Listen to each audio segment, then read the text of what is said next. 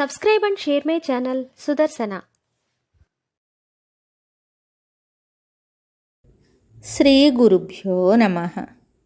ఇది కథ కాదు, జీవితం. చిన్న కథను తెలుసుకుందాం. ఆధునిక కాలంలో బంధాలకు బంధుత్వాలకు చోటు లేదు, వాటికి విలువ లేదు.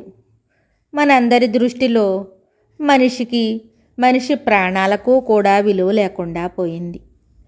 ప్రతి ఒక్కరూ వారి నమ్మిన దైవాన్ని విశ్వసిస్తారు. మనం దైవాన్ని నమ్మినప్పుడు, మనం ఆ దైవం సృష్టి అని నమ్మినప్పుడు, మనం ఆ దైవం చెప్పిన విధంగా నడుచుకోవాలి.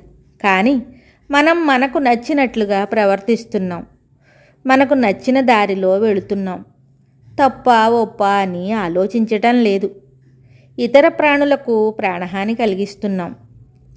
ఒక్క ప్రాణిని కూడా మనం ప్రాణం పోకుండా కాపాడలేము. అలాంటి మనకు ప్రాణం తీసే అధికారం ఎవరిచ్చారు?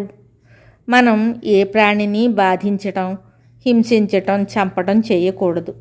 ఇతరులను బాధిస్తే వారు బాధపడుతూ ఉంటే ఆ బాధ పెట్టిన వారికి కొంత సంతోషం కలగవచ్చు, కానీ అది తాత్కాలికం. బాధ అంటే ఏమిటో, ఎలా ఉంటుందో ఆ బాధ మనం అనుభవించినప్పుడు తెలుస్తుంది. ఈ మధ్యకాలంలో ఎక్కడ చూసినా క్షణిక సుఖం కోసం, క్షణికానందం కోసం ప్రాణాలు తీసేస్తున్నారు. దానివల్ల ఎవరూ సుఖంగా ఉండరు. ఇది కలికాలం, ఇంతే అంటున్నారు. కానీ చేసిన తప్పుని తప్పుగా భావించటం లేదు. పైగా ఈ విషయాన్ని పదే పదే చర్చించటం వల్ల ఆ విషయానికి పబ్లిసిటీ బాగా వస్తుంది. ఇదేమైనా గొప్ప విషయమా? దీనివల్ల తెలియని వానికి కూడా తెలిసేలా చేస్తున్నారు. దీనివల్ల సమాజం ఇంకా చెడిపోతుంది తప్ప ఉపయోగం ఏమిటి? చెడుని రూపుమాపాలి, మంచిని పైకి తీయాలి. తప్పు చేయకూడదు, తప్పుని ప్రేరేపించకూడదు. ఎవరికి వారు వారి ఆలోచన విధానాన్ని మంచిగా మార్చుకుని జీవించాలి. పెద్దలు తమ పిల్లలను సక్రమ మార్గంలో పెంచాలి. తప్పొప్పులు వారికి అర్థమయ్యేలా చెప్పాలి. అంతేకాని వారి ఇష్టానికి పిల్లల్ని వదిలేస్తే వారు చెడు మార్గం పడితే ఆ బాధ్యత ఎవరిది? పెద్దలిదే.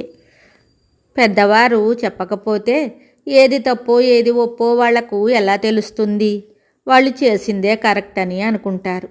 గోతిలో దిగకూడదని చెప్పాలి. అంతేకాని వాళ్ళు వినరని ఊరుకుంటే నష్టపోయేది ఎవరు? అందువల్ల పిల్లలు పెద్దవారయ్యి వారి జ్ఞానం వారికి వచ్చేదాకా తల్లిదండ్రులదే బాధ్యత. పిల్లలు సరి అయిన దారిలో వెళ్ళేలా చూడాలి. ఇందులో ఆడ మగ అనే తేడా లేదు. ఎవరైనా బాధ్యతగా చూడవలసిందే. ఈ కాలం పిల్లలు చెప్పిన మాట వినటం లేదని అందరూ అంటారు. కానీ వారు అలా తయారవటానికి కారణం ఎవరు? ఇప్పుడు పిల్లల్ని ఊహాలోకాల్లో పెంచుతున్నారు. వారికి మంచి చెడులు, గౌరవ మర్యాదలు అస్సలు తెలియవు. వారిష్టం వారిది. వాళ్ళు ఎవరి మాట వినరు. ఈ పరిస్థితుల వల్ల వారి జీవితం అస్తవ్యస్తం అవుతుంది, సజావుగా సాగదు. ఎందుకంటే వాళ్ళ మాటకు ఎదురు లేదు కనుక. ఎవరైనా చెప్పబోయినా వినే స్థితిలో వాళ్ళు ఉండరు. అమ్మాయిలైనా అబ్బాయిలైనా ఇలా పెరిగి పెద్దవారైన వారు పెద్దయ్యాక ఒక కుటుంబంలో ఇమడాలంటే ఎలా ఉండగలరు? ఎవరి మాట వారిదే. ఇతరులు చెప్పింది వినే లక్షణం లేనప్పుడు భార్యాభర్తలైనా అంతే. ఇలాంటి పరిస్థితులలో కుటుంబాలు ఎలా నిలబడతాయి? అదే చిన్నతనం నుంచి తల్లిదండ్రుల మాట, పెద్దవారి మాట వినటం, వారి యందు గౌరవం ఉండి ఇంటి పరిస్థితులను అర్థం చేసుకుంటూ పెరిగితే వారికి మొదటి నుంచి అన్ని పరిస్థితులను అర్థం చేసుకునే జ్ఞానం కలుగుతుంది. పిల్లల్ని ఎప్పుడూ వాస్తవాలకు దగ్గరగానే పెంచాలి. గాల్లో పెంచకూడదు, నేల మీద పెంచాలి. వాళ్లకు కూడా కష్టసుఖాలు తెలియాలి. ఇతరులను గౌరవించటం తెలియాలి. ఈ కాలం పిల్లలపై తల్లిదండ్రుల అదుపు లేదు. పిల్లల్ని పట్టించుకునే టైము తల్లిదండ్రులకు లేదు. అలా కాకుండా పిల్లలను బాధ్యతగా తల్లిదండ్రులు చూడాలి. తరువాత గురువులు తప్పక శ్రద్ధ చూపాలి. అప్పుడే మంచిగా పెరిగి వారు కుటుంబానికి, సమాజానికి, దేశానికి కీర్తి ప్రతిష్టలు తెస్తారు. ప్రతి ఒక్కరూ క్షమాగుణం కలిగి ఉండాలి. మనకు దయ క్షమ ఉన్నప్పుడే మనం మంచిగా ఆలోచించగలుగుతాం. తప్పొప్పులనేవి ప్రతి వారిలోనూ ఉంటాయి. వాటిని సరిదిద్దుకుని బ్రతికితేనే జీవితం. కుటుంబంలో కూడా ఒకరు ఎక్కువ ఒకరు తక్కువ అని లేదు.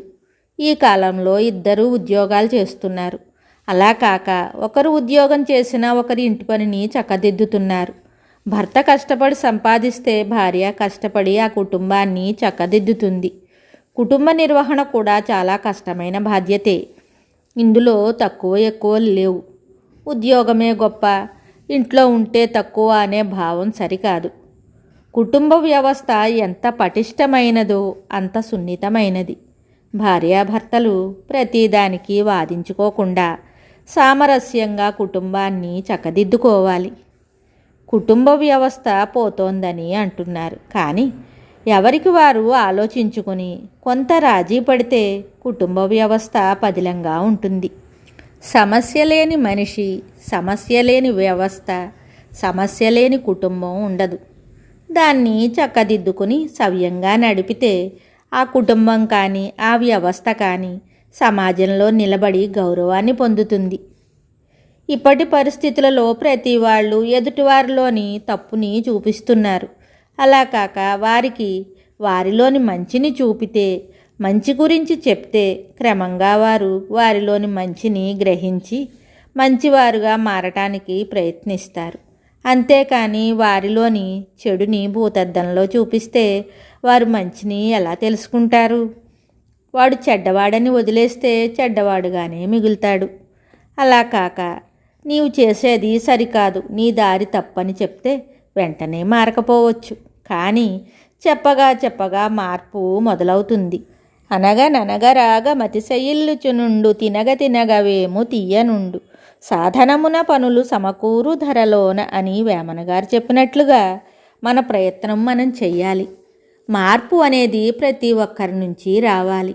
అందరూ ప్రయత్నిస్తే ఏదైనా సాధ్యమే. కాకపోతే మరి కాస్త సమయం పట్టవచ్చు. ప్రతి ఒక్కరూ వాస్తవాన్ని అర్థం చేసుకుని వాస్తవంలో బ్రతకాలి. కలల్లో బ్రతికితే కలలు కల్లలే అవుతాయి. అప్పుడు మన జీవితం కల్లే అవుతుంది.